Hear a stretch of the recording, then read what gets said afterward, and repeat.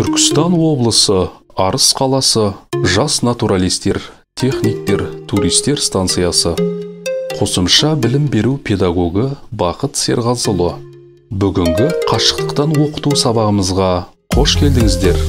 Бүгінгі сабағымыздың тақырыбы шартты және топографиялық белгілер туралы жалпы түсінік.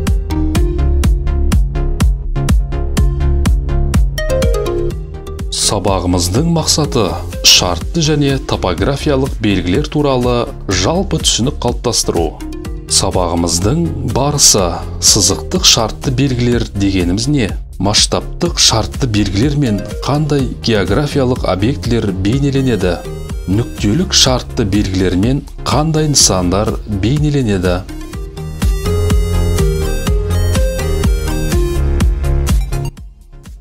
Сызықтық шартты белгілер сызықтық сипаттағы объектілерді бейнелеу үшін қолданылатын белгілер. Сызықтық белгілерде өзендер, жолдар, құбырлар, электр желілері, шекаралар бейнеленеді. Бұл белгілер әдетте объектінің енін асыра көрсетеді, бірақ оның ұзындығын дәл көрсетеді. Яғни, сызықтық шартты белгілерді қолдана отырып, біз жолдың ұзындығын анықтай аламыз, бірақ оның енін анықтау мүмкін емес. Алаңдық масштабтық шартты белгілер географиялық объектілердің, мысалы, теңіздердің, көлдердің, орман алқаптарының және тағы басқа ауданын бейнелеу үшін қолданылатын белгілер. Алаңдық немесе масштабтық шартты белгілерге, мысалы, өріс, бау-бақша, көл, орман учаскесі жатады. Масштабты қолдана отырып, олардың ұзындығын, енін, ауданын анықтауға болады. Масштабты шартты белгілер әрдайым дерлік контурды толтыратын белгілерден немесе түс бояуларынан тұрады.